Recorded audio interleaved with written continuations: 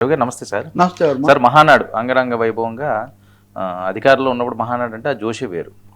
So పెద్ద ఎత్తున ఒక పండగ వాతావరణంలో చేస్తున్నాడు చంద్రబాబు నాయుడు గారు, లోకేష్ గారు ప్రసంగాలు. టార్గెట్ 2029 ఫోకస్, అలాగే రోడ్ మ్యాప్ క్లియర్గా ఉందా? ఎందుకంటే జగన్మోహన్ రెడ్డి గారి మీద పడుతున్న గొడ్ల పార్టీ నెవర్ కమ్ అంటూ మాట్లాడడం, ఇంకా కొన్ని అంశాల మీద ప్రస్తావిస్తున్నాడు. ఆయన కూడా అదే విధంగా స్పందిస్తున్నారు, జగన్మోహన్ రెడ్డి గారు కూడా. అంటే ఆసక్తికరమైంది. ఇప్పుడు వీళ్ళు మహానాడు పెడుతున్నారు, జగన్మోహన్ రెడ్డి కూడా తమ వాళ్ళకు దిశానిర్దేశం చేస్తున్నారు. పవన్ కళ్యాణ్ ఒకరోజు అడ్వాన్స్గా మొన్ననే రాజమండ్రిలో ఆయన తను ఆగ్రహవేశాలు అవి ఆయన వెలుబుచ్చారు. ఇవన్నీ వరుసగా మాట్లాడాల్సిన అంశాలు. పైగా మహానాడు మనం తీసుకుంటే కనుక వాళ్ళు పొదుపు చర్యలు, ఇంధనం కొరత ఇవన్నీ పేరుతో హైబ్రిడ్ మోడల్ అని 11 చోట్ల మేజర్ స్క్రీన్లు ఏర్పాటు చేసి కొన్ని వందల క్లస్టర్స్ పెట్టి వీటి ద్వారా పరోక్ష పద్ధతిలో పెడదాం. ఇది కూడా మనం టెక్నికల్గా తెలుగుదేశం చాలా హై కాబట్టి ఆ పద్ధతిలో ఉన్నట్టు పెట్టారు. చంద్రబాబు నాయుడు, నారా లోకేష్ చాలా వివరంగా మాట్లాడుతూ ఉన్నారు. చంద్రబాబు నాయుడు మామూలుగా చెప్పేవన్నీ చెప్పడంతో పాటు ఎదురుదాడి కూడా చాలా తీవ్ర స్థాయిలోనే చేశారనేది మనకు స్పష్టంగా కనిపిస్తుంది. అంటే గొడ్డలి పార్టీ వాళ్ళు ప్రజలను భయభ్రాంతులను చేశారు, ఎప్పుడు లేనంత విధ్వంసం సృష్టించారు. దాని నుంచి బయటపెట్టి రాష్ట్రాన్ని మళ్ళీ గాడికి ఎక్కించడానికి, దీని బ్రాండ్ ఇమేజ్ మళ్ళీ తీసుకొని రావడానికి చాలా కష్టపడ్డాం మనం. అలాగే పవన్ కళ్యాణ్ నన్ను అరెస్ట్ చేసి జైల్లో పెట్టినప్పుడు అప్పుడు పవన్ కళ్యాణ్ ముందుకు వచ్చి కూటమి అందరం ఒకటే తాటి మీద వెళ్దామని చెప్పడం అన్నది చాలా మన విజయానికి చాలా తోడ్పడింది.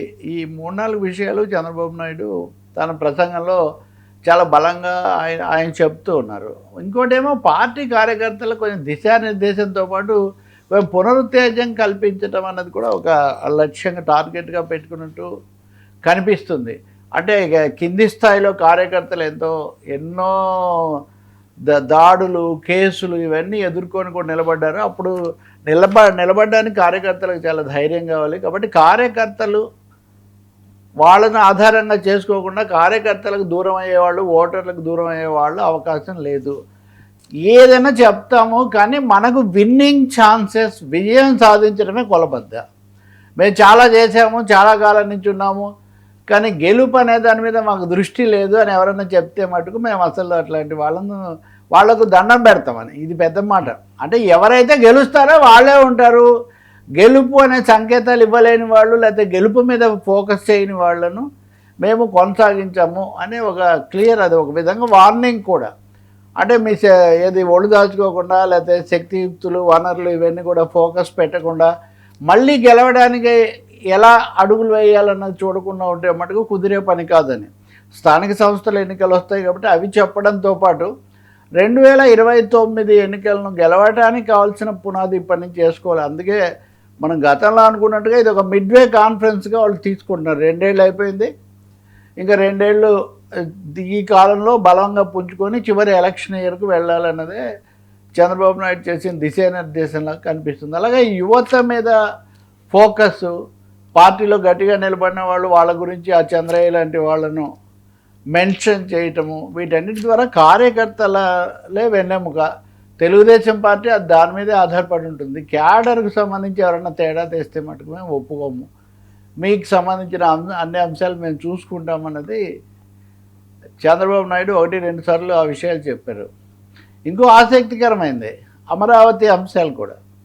అది లోకేష్ దాంట్లో వచ్చింది, చంద్రబాబు దాంట్లో వచ్చింది. ఇప్పుడు లోకేష్ కేవలం ప్రధాన కార్యదర్శిగా కాదు కదా, వర్కింగ్ ప్రెసిడెంట్గా మాట్లాడుతున్నారు ఈ సభలో. కాబట్టి ఆయన మాటలకు కూడా వారసత్వం అట్లా ఉంచి పార్టీ పరంగా ఒక ప్రాధాన్యత ఉంది.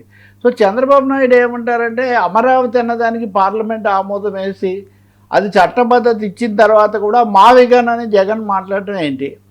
ఇది ప్రజలను పక్కదోవ పట్టించేటటువంటి ఒక ప్రయత్నం ఆయన చేస్తున్నాడని, వెంటనే మావిగన్ చంద్రబాబు ఇక్కడ కూడా తలుచుకున్నాడని వాళ్ళు సంతోషపడుతున్నారు. ఇంకోటి కూడా గమనించవచ్చు, నేను ఆ రోజు జగన్ మాట్లాడగానే కామెంట్ చేశాను, అది చాలా ఎక్కువగా జనం కూడా చూశారు. మావిగన్ అంటేనే ఏదో గుండెపోటు వస్తుంది అది ఇది అన్నారు. చంద్రబాబు గారికి ఏం రాలేదు, ఆయన మామూలుగానే చెప్పాడు మావిగన్ అనేది తప్పు అన్నాడు. ఈ లోపల జగన్మోహన్ రెడ్డి దాని ప్రసంగంలో ఆయన కొంచెం సవరించుకొని మావిగన్ అంటే పడిపోయేటట్టున్నాడు, అంతవరకే అని ఆగిపోతున్నాడు. అంటే వీళ్ళంతా ఫీడ్బ్యాక్లు కూడా తీసుకుంటున్నారు. దాని మీద ఎంత రెస్పాన్స్ అన్నది మనకు అనిపిస్తుంది. బట్ చంద్రబాబు నాయుడు మటుకు ఆ విషయాలు గట్టిగా నొక్కి చెప్తూ రాష్ట్రం అంతటా పార్టీని అభివృద్ధి చేసి ముందుకు తీసుకోవాలి.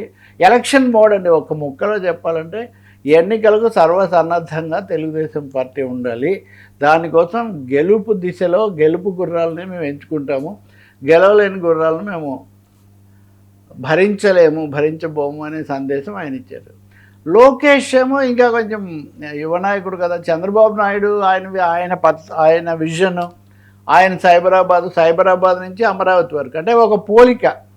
వాళ్ళదేమో గొడ్డలి, మాదేమో విజన్, వాళ్ళదేమో ఇది, మాదేమో ఇది అని ఈ పద్ధతి, వాళ్ళదేమో మావిగను, మాదేమో అమరావతి, ఇట్లా పోలికలాగా compare and contrast with TDP అన్న పద్ధతిలో. పై గొడ్డలి పార్టీ అంటే సైకో, అంటే మీకు ఎందుకు కోపం అని అనేటటువంటి మాటలు అంటే కొంచెం తీవ్రంగానే చేశారు. మూడోది, మా అచ్చెన్నాయుడిని అరెస్ట్ చేశారు, మా కోళ్ళు రవీంద్రని అరెస్ట్ చేశారు, మా వాళ్ళందరినీ కూడా అరెస్ట్ చేసి మీరు కష్టాలు పెట్టారు. ఇవన్నీ అయినా కానీ మేము నిలదొక్కున్నాం. తెలుగుదేశం పార్టీ నిలబడి ఉంటుంది, గట్టిగా ఉంటుంది, వెనక్కిపోయే ప్రసక్తి లేదు. చాలా ఇబ్బందికరమైన పరిస్థితిలో పవన్ అన్న తోడుగా నిలబడ్డాడు. అంటే తెలుగుదేశం పార్టీ ఇక్కడ తమ వాళ్ళను ఉత్సాహపరచడంతో పాటు పవన్ కళ్యాణ్, జనసేన కూడా మాతో ఉన్నాయి కాబట్టి మనం విజయం అన్న సంకేతం కూడా చాలా స్పష్టంగా ఇస్తున్నారు.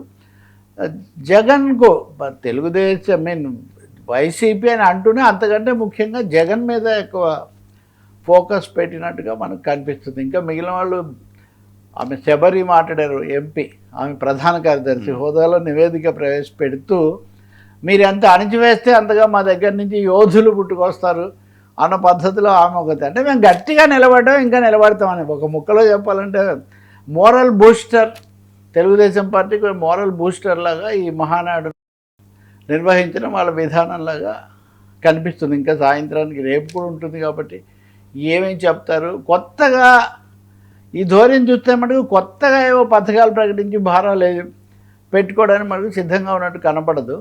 మేము వాగ్దానాలన్నీ ఇచ్చినవి అమలు చేశాము, విద్యారంగానికి ప్రాధాన్యత ఇస్తున్నాము. ఇది కూడా అప్పుడు బడి అదేదో ఒక నాడు నేడు అని వాళ్ళు పెట్టుకుంటే లోకేష్ ఏదైనా బడిలో మొదలు కావాలి కాబట్టి మేము బడి మీదే మ్యాక్సిమం ఫోకస్ పెడతామన్న మాట కూడా ఆయన చెప్తున్నారు.